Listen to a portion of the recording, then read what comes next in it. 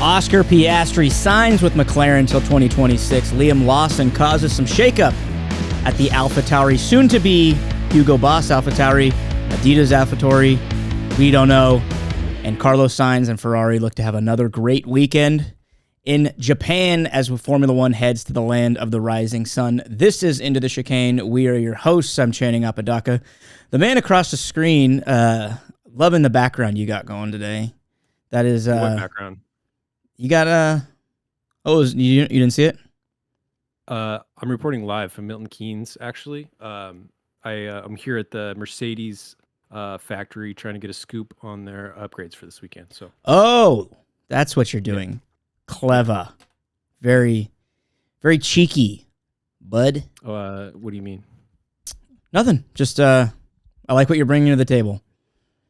You know, just trying to get in there, do the research everyone wants to know. It's just crazy. You must be under a shadow because the rest of the factory that you're working in today is very well saturated and you're looking a little gray.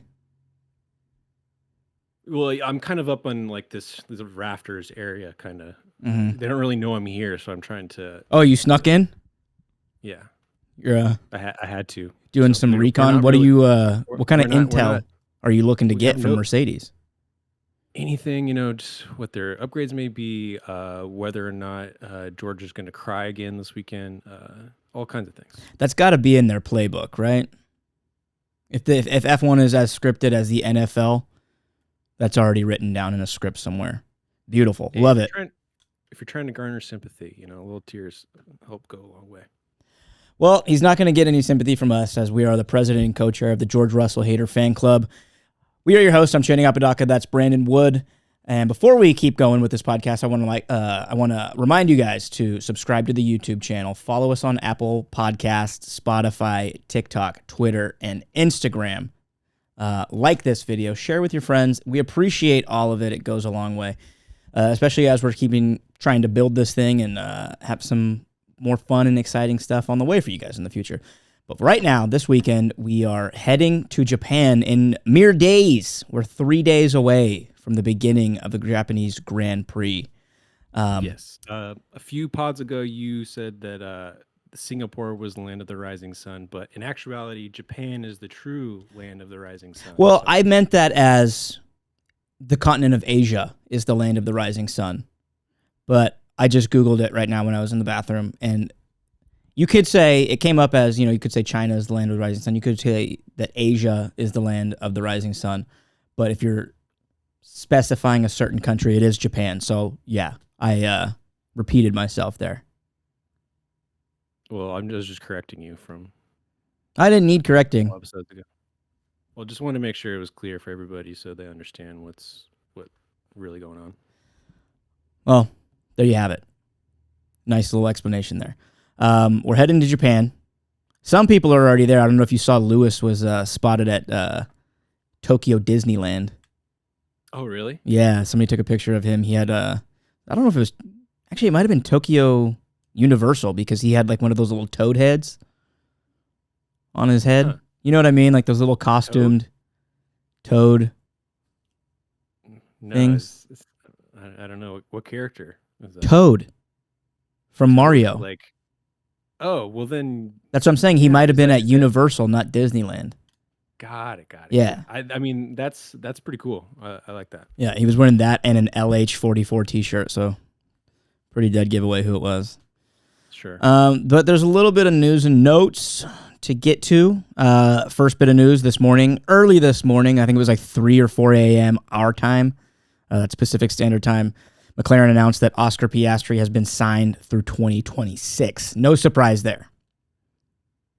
Yeah, I guess the big surprise for me is that it's, a 3-year deal. I guess it's they're going to be locked into the new regulations. So he'll have 1 year under new regs, right?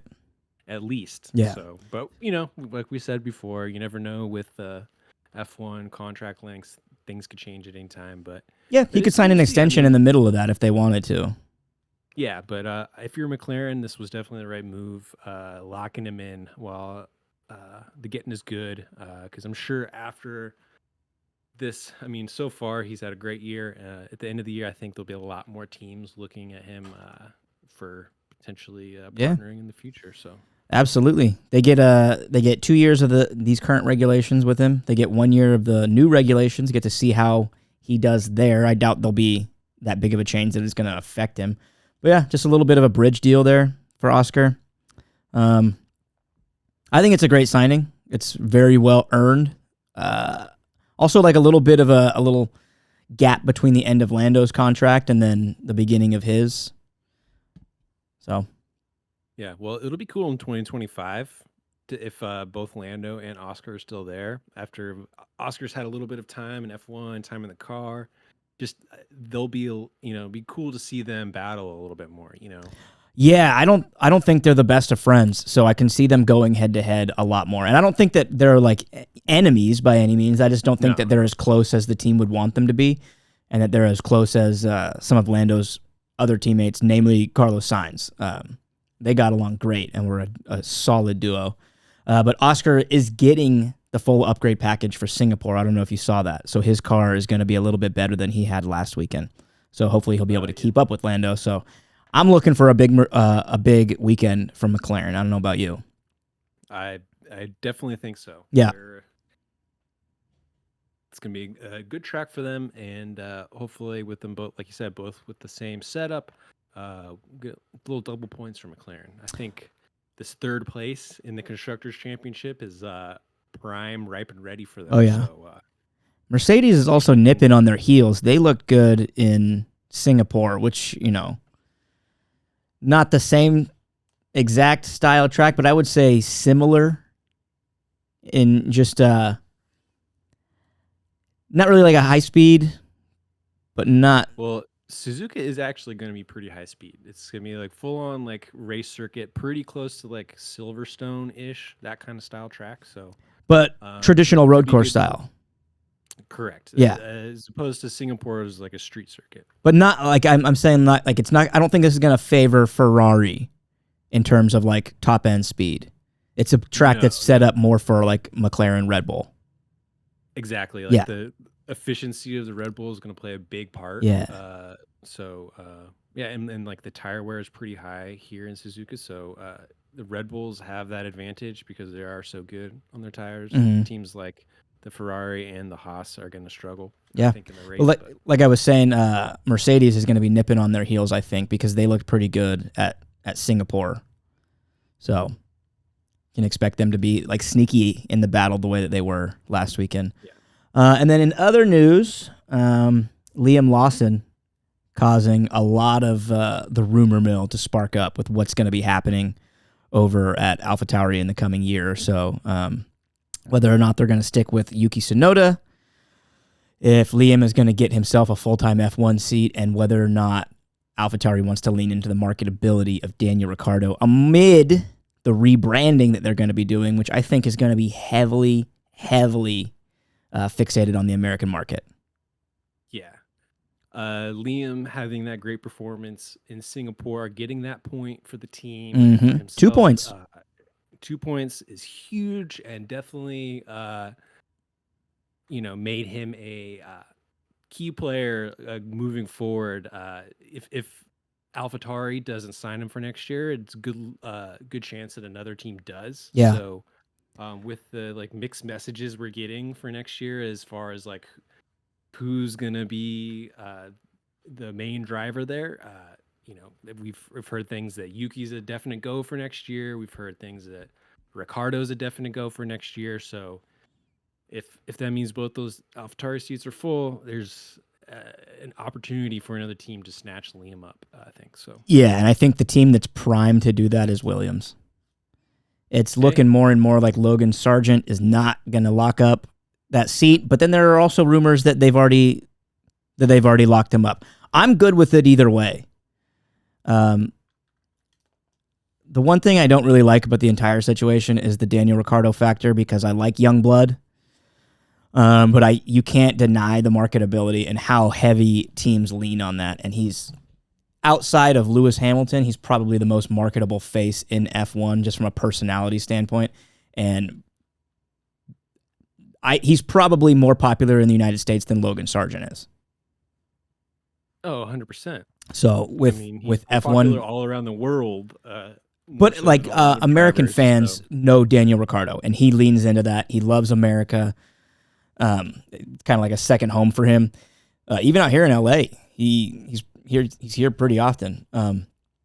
But with the rebranding potentially being Hugo Boss or Adidas, which I'd say Adidas is a bigger brand out here than Hugo Boss, and if them partnering up together, they're going to want an American marketable face, and that's gonna be Daniel Ricciardo. So whatever, as long as like if Yuki ends up at an Aston Martin Honda, I'm cool with that.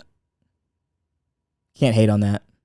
Yeah, and they've stated moving forward that they want to have a more experienced driver paired with a younger driver, and that kind of being the goal for their team. Yeah. So it would make sense along those lines, but yeah, I enough DR. So I could be content with a Daniel Ricciardo Liam Lawson pairing.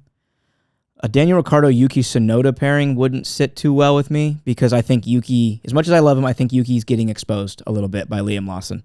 He's had 3 races and he's already just a single point behind. The last 2 have been like terrible circumstances for Yuki. Like he didn't even make it off the starting. True. In Singapore, and then he got taken out in the first lap by another Red Bull driver. In Monza, he didn't make it to the starting line, and then it got taken out in Singapore. You said in Singapore he got taken out, or he didn't start. Doesn't matter. Whatever. Situationally, yeah, it hasn't been great, but his season hasn't been great up to that point. He's got 3 points on the season. The only thing that he truly, truly missed out on was the upgrade package at Singapore because he didn't get to utilize it at all. 100%. But looking forward to... Go ahead. But Liam did, and it worked out great for him. Liam did, and he did very, very well. And then looking forward to Suzuka this weekend, I think, man, this is a really, really interesting race for that team specifically because you have Yuki Tsunoda in his home race with a full upgrade package that's mirroring a Red Bull car at a track that he should be fairly familiar with. He's also been racing in F2 and F3 for quite some time, but Liam Lawson has been racing Super Formula for the last year or more and is very familiar with the Suzuka track and just raced it not too long ago at Super Formula. Yeah, different car though. With different car, but still he's going to be a lot more comfortable with the layout, the terrain, all of it. His braking points, he's going to have just that slight advantage of recency bias of track familiarity. I'm just using big words to describe that I think Liam's going to have a better weekend again. Yeah, it should make a good showdown. Yeah, that's it'll be a fun, exciting team battle there. I just found this baby walking around in the alley back behind the factory. All right, joining the podcast, resident baby Oliver Wood. What was he doing back there? Looking for spare parts? Is he working for Haas? Digging through the trash. He's looking for a couple nuts and bolts, some old tires. What is he, Lewis Hamilton's dad? Some of the spare parts left over from George's car last weekend. And he found a nice big nose wing with a giant dent in it. Yeah, exactly. All right, well, thanks for joining the pod, Oliver. And then aside from the Liam Lawson Alpha Tauri news, big rumor, it hasn't been officially announced, but I think it's as good as locked in just from the reportings on it, that Alex Albon's going to be racing the 24 Hours of Daytona next year, which I think is pretty exciting. Yeah, that's cool. What kind of car is it, do you know? It's It's like a World Endurance Cup kind of car? Or? Yeah, similar to like an LMP1. I forget what the exact spec name of it is. But they're basically, I believe, you can fucking correct me if I'm wrong in the comment section or whatever, but I believe that they're close to an LMP1 or an LMP2. Cool to see him. Yeah, I mean, geez, I don't know. We haven't really seen him do much other types of racing, so this should be pretty cool. Yeah, well, he raced a little bit of DTM, which is similar to the that was years ago, right? Like about 3 years ago. Yeah, maybe not very recently. It was during his year off from Red Bull. when they wanted him just getting racing experience, they put him in that DTM car, and I think he got like second in the championship or something. Really? He did. Oh, wow. I think he did fairly well, if I remember. But I was curious. The reason I brought it up is like, what do you think his reasonings for doing that are? Outside of just wanting to do something different, what could be the reason that he wants to race the 24 hours of Daytona? I mean, besides it just being a cool experience, there could be some kind of sponsorship overlap that, Mm-hmm. some of the sponsors that sponsor the Williams team are doing this other team, and they want to do some type of crossover promotion, marketing kind of thing. So maybe something like that. I mean, other than that, who wouldn't want to do one of these cool? I know Le Mans is a big one for everybody. Yeah. IMSA, that's the car. That's the prototype. I forgot. IMSA. Okay. Similar to an LMP car. Yeah, I was just wondering, like, does he have, future goals of racing in the 24 hours of Le Mans? It's just such a random, I guess not super random, but fairly random thing for him to jump into. Yeah, I mean, it's a weird experience, right? Because you're driving on a team with other drivers and you guys take turns going around. So, it's a different kind of experience. You have to learn to adapt on the fly a little bit. Yeah, the endurance racing is usually something that guys do after retiring from their main series. Like, whether it's IndyCar or Formula One, NASCAR. There are guys who do the endurance shit full time for sure, but I thought it was an interesting thing. I wonder what the reasoning behind him wanting to do it is, other than just, because it was offered to him, which it very well could be. Did you watch any of the Le Mans this year, or catch any of the stuff?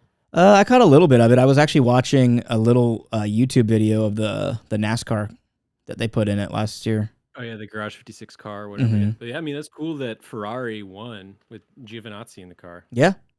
Yeah, that's pretty. Yeah, I was just watching that a little bit of like the design of that NASCAR and everything that went into it and how well it did. Even though like it didn't have the same, because it was a Garage 56, it didn't have the same rules and regulations as all the other cars, so it kind of had a slight advantage. But it was also like very geniusly designed because they took a NASCAR and then just like made it better, but they kind of built their own thing and made it look like a NASCAR. Mm-hmm. Like the engine was different, the steering was different, the aero package was different, but they just kind of did their best to make it look like a NASCAR that had functioning headlights. Pretty sweet. Sounded like a beast too. Oh yeah. Yeah, it was awesome. Other than that, do you got any predictions for Japan? Yeah. I'm struggling here. I don't really know. I feel like I've got to just go like so bold, but I have a couple that I think are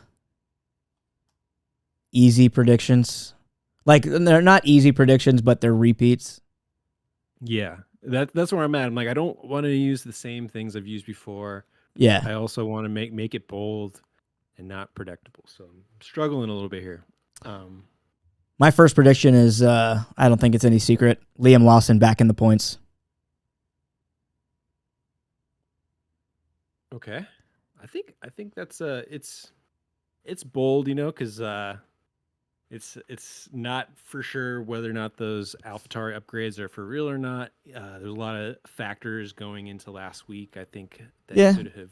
Well, I think what makes it bold is that there's about 8 guys that you can say, well, barring any wreckage or damage or issues, are a lock for the top 10. Both Red Bulls, both McLarens, both Ferraris, both Mercedes. Shit, throw Fernando Alonso in 9th, and there's one more spot for points. That can go to Nico Hülkenberg, that can go to Lance Stroll, that can go to Liam Lawson, that can go to Yuki Tsunoda. Don't mid out both Alpines. So those last final spots in the top 10 are pretty contested, I guess you would say. Okay, so just for fun, I'm gonna go with my first prediction as Yuki beating Liam this weekend. We'll say Just qualifying in the race. He needs to beat. So he out-qualifies and beats him in the race. Correct. Cool. I could see Yuki out-qualifying him, but I think Liam will outrace him. Or Yuki's going to DNF. Go for a hat trick, 3 in a row. My second is going to be 3-team podium. And I'll call it. It's going to be Red Bull, McLaren, Mercedes. An opposite of what happened last... Not an opposite, but a mirrored image meeting out the Ferrari of last week. Okay. You got a second? I'm gonna. All right, let's do it. I'm gonna say Lance Stroll does not finish the race. Ooh. Either he doesn't even start the race or he doesn't make it to the last lap. Either way, he is not finishing. Wow. If Lance Stroll doesn't start the race, if Lance Stroll doesn't finish the race, tinfoil hat already on. Tinfoil hat's already on, okay?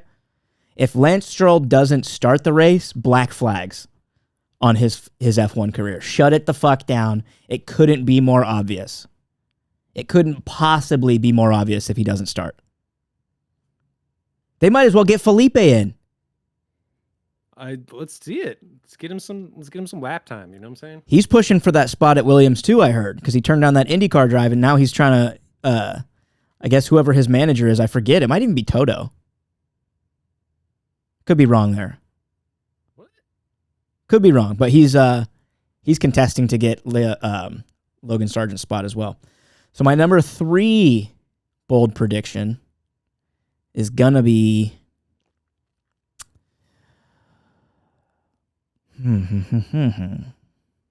God. 2 McLaren's top 4. Okay. I might have to go back on that. I'm out of ideas. Yeah. I want to say... Actually, I'm gonna go back. This will be more bold. I'm gonna say both McLarens will out-qualify both Ferraris. How about that? McLarens out-qualify...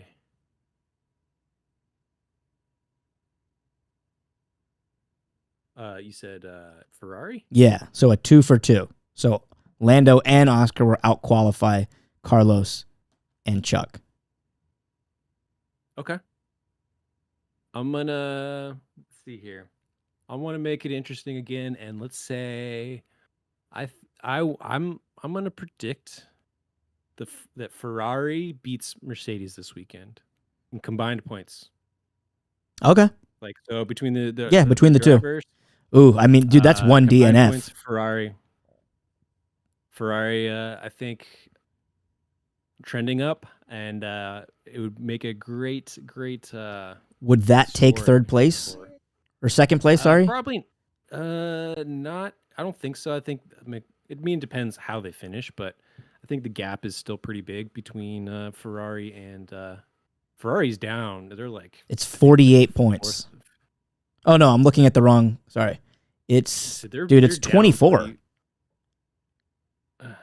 It's only 24 points. Yeah. 24 between two. Yeah. So it's I don't there. think that they'll necessarily pass them this weekend, but they will outscore them this weekend. So I like that. It is definitely possible if you get another George Russell on the wall. Hey. That's easy money right there. So it's going to be wet for practice and qualifying. The race should be pretty dry, so qualifying, it could get a little spicy. Dude, the rain this season has been unbelievable. Crazy. Yeah. The last 10 races have either been wet or wet adjacent. You know, with a wet prediction or like the possibility of rain. I'm here for it. You know, it always adds an extra element of chaos to the races. So we need it. Let's do it. Yeah, it made Zandvoort one of the fucking best races we've seen. Did we do race of the year? last week? After last week? No, I don't think so. Yeah, we didn't place Singapore anywhere. That's tough. What does your gut tell you right now? Like What are the rankings as of now? So let's see. Right now we got Netherlands, Zandvoort, number 2, Australia, 3, Monza, 4, Austria, 5, Miami, 6, Jeddah, 7, Britain, 8, Canada, 9, Hungary, 10, Belgium, 11, Bahrain, 12, Azerbaijan, and then Spain, Italy, and Monaco. What was it, number 3? Monza. Oh, I might put it there, if not 4. What do you think? I feel like we got to bump Australia down if we're going to do that. Because I don't know if... we got to start thinking about Australia different. Because now that we're getting all this good racing, we can't just lean into chaos. Exactly. That's why I'm like... The past two, like Monza and Singapore were just both so good at just racing-wise that I feel like they kind of deserve a spot above Australia. I think it should be noted, too, that as we say this, that all credit to what made those good racing races, which is a funny sentence, all credit to what made the racing so good goes to the Scuderia Ferrari. Both those races. That's exactly that. I mean, the way they started the season was pretty lackluster, so to see them make up a lot of ground and be the one team that's been able to stop the Red Bulls. Yeah, they're kind of taking a little bit of Red Bull's like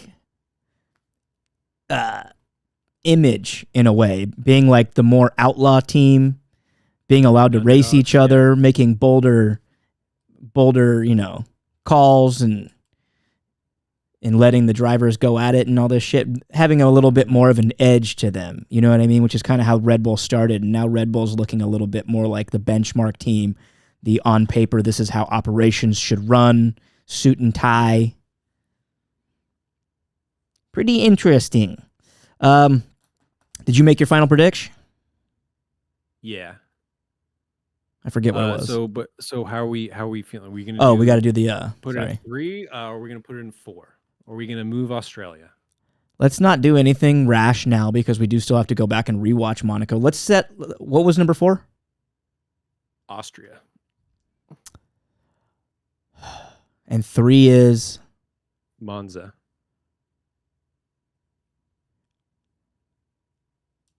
Damn, I think because of everything that happened over the weekend with Max Verstappen missing out on Q3 in qualifying, with the Red Bull drama of their car having so much understeer, the excitement of a new winner, and then the final few laps of that race, we got to put Singapore at 3.